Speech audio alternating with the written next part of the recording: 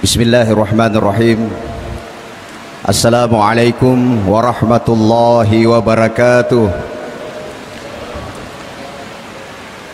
Alhamdulillahi rabbil alamin, hamdan yaliku bijalalihi wa kamalihi, subhanahu wa ta'ala lahul hamdu fil ula wal akhirah, wa huwa ala kulli syai'in qadir.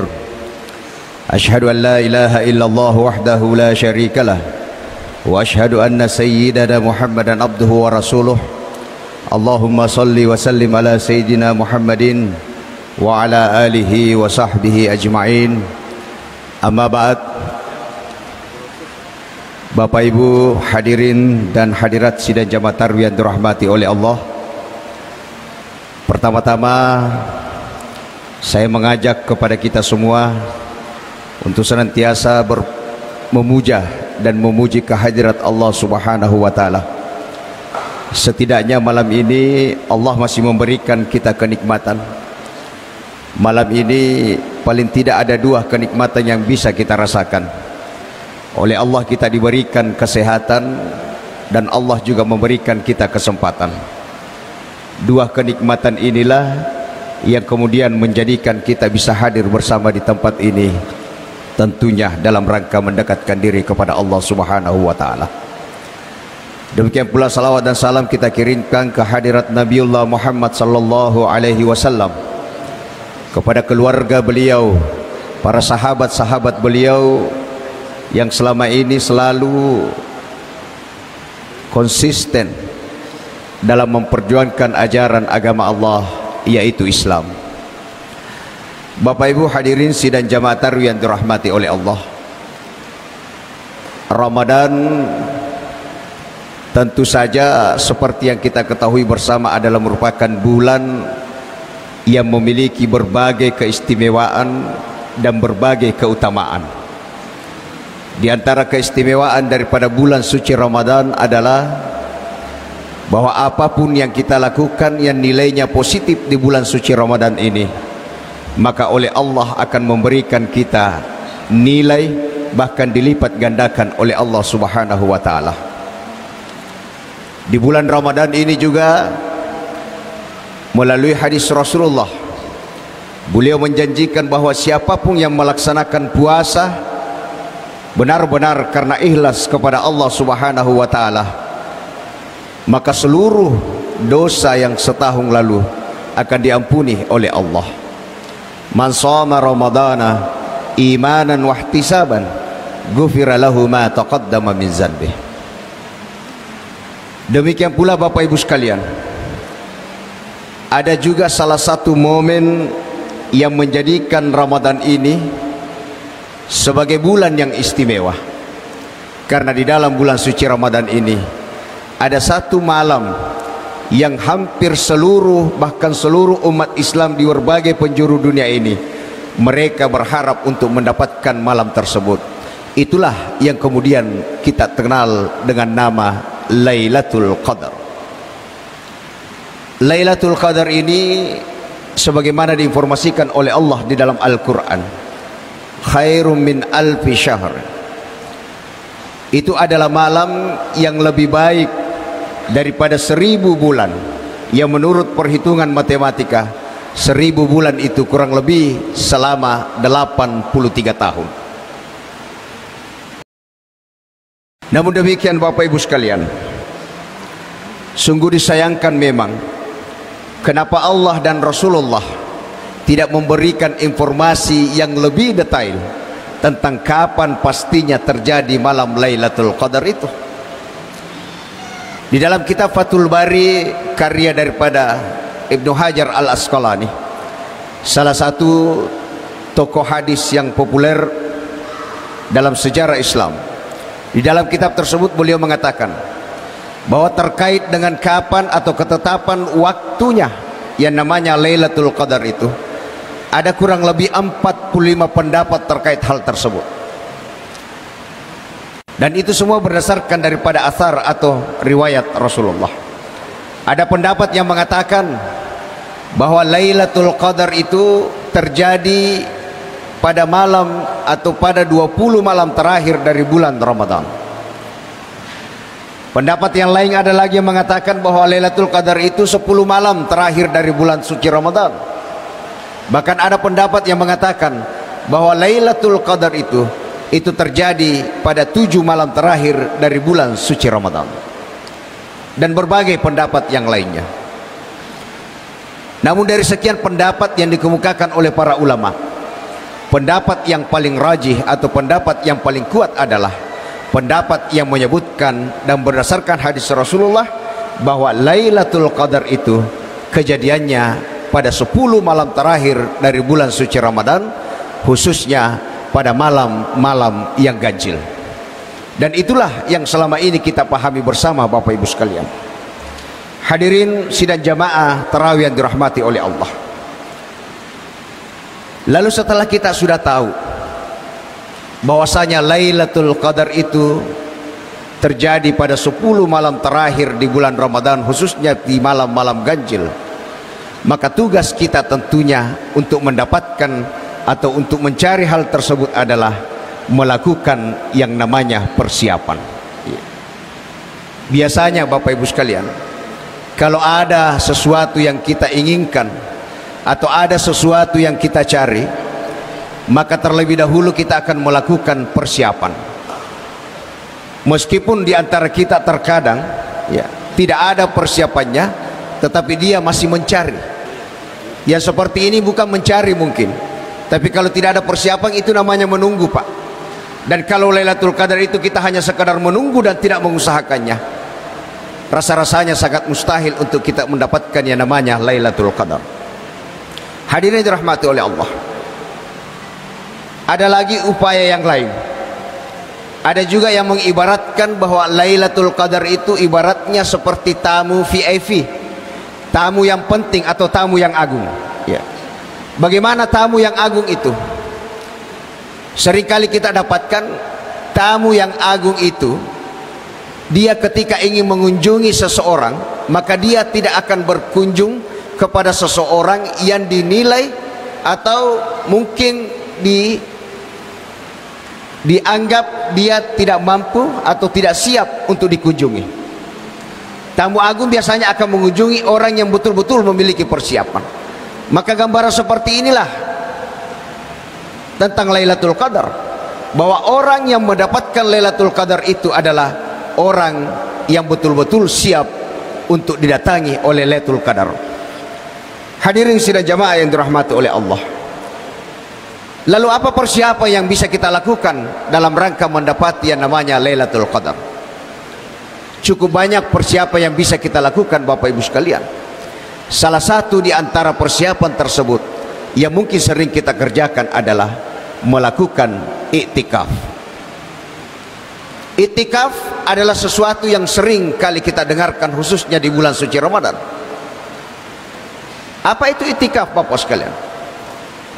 Secara bahasa iktikaf ini adalah muqsum fil makani khairan aw syarran. Menetap pada suatu tempat atau berdiam diri pada satu tempat, apakah tempat itu baik ataukah tempat itu buruk. Itulah iktikaf. Jadi ibu, kalau ada suaminya yang mungkin pulang tengah malam, mungkin karena dia kumpul dengan temannya, apakah dia bermain domi, catur dan sebagainya, itu berarti bahwa suami ibu sedang melakukan iktikaf. Itu iktikaf. Tapi iktikaf yang seperti itu adalah iktikaf dari definisi secara bahasa. Sementara iktikaf menurut para ahli fikih atau secara istilah adalah muqsum fil masjidi bin niyati makhsusan. Menetap di dalam masjid, berdiam diri di dalam masjid dengan niat yang khusus. Itulah iktikaf. Oleh karena itu, pertanyaan selanjutnya adalah, kalau demikian, apakah semua yang ada di dalam masjid ketika dia berdiam diri atau tinggal lebih lama, apakah semua bisa dikatakan iktikaf? Jawabannya tidak. Dari segi pengertian tadi kita bisa katakan bahwa kalau ada orang yang masuk ke dalam masjid lalu kemudian dia berdiam diri dan menetap di dalam masjid, kalau dia tidak memiliki niat untuk iktikaf, maka itu tidak termasuk dalam kategori melakukan iktikaf. Itulah sebabnya dalam hal melakukan iktikaf ada rukun-rukun yang harus dipenuhi, yang kalau rukun ini salah satunya tidak ada, maka gugurlah yang namanya iktikaf. Apa itu Bapak Ibu sekalian?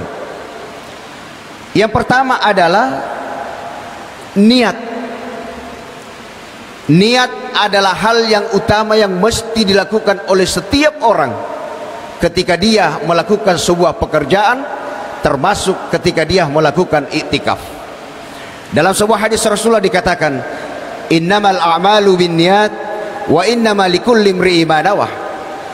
Setiap pekerjaan yang kita lakukan, setiap perbuatan yang akan kita lakukan, maka semestinya itu didahului dia namanya niat. Kenapa? Karena menurut para ahli fikih, kalau ada seseorang yang dalam sebuah ibadah dia melakukan sebuah pekerjaan, dia melakukan sebuah ibadah, lalu kemudian tidak diawali dengan niat, maka apapun yang dikerjakan itu nilainya tidak ada.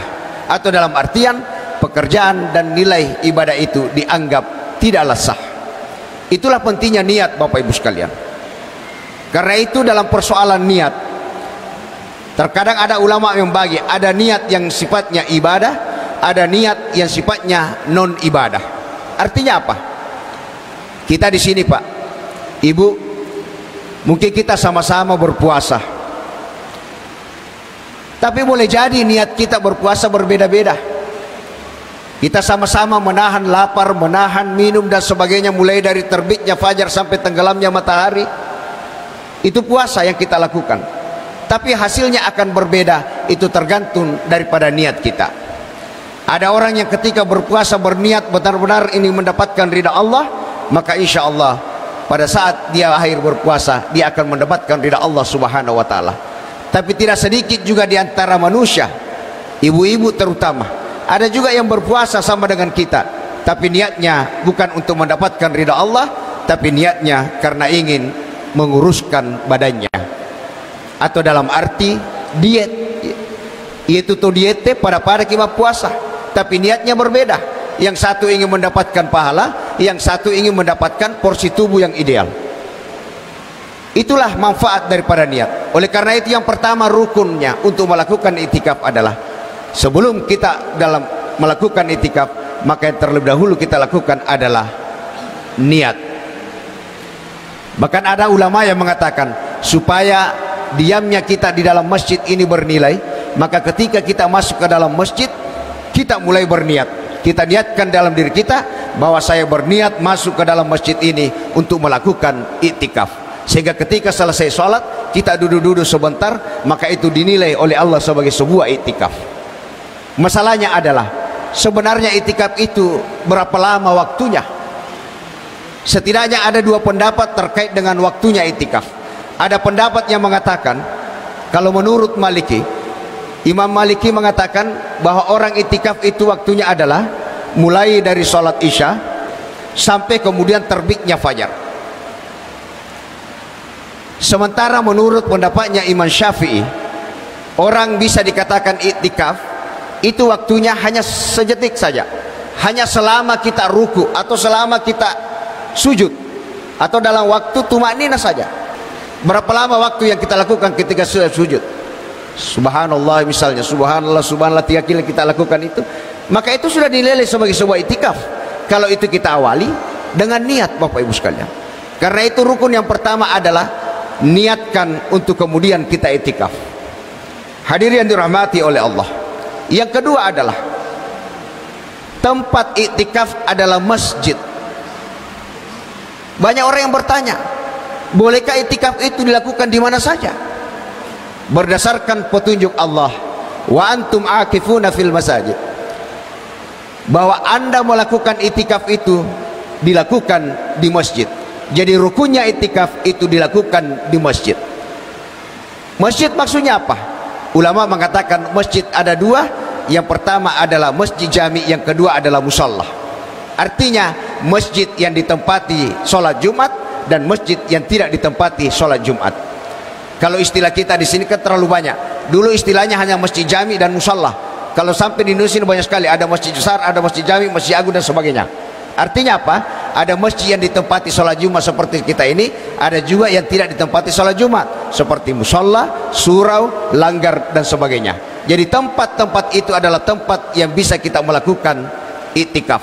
Di luar daripada tempat itu, menurut ulama kita tidak bisa dilakukan yang namanya iktikaf.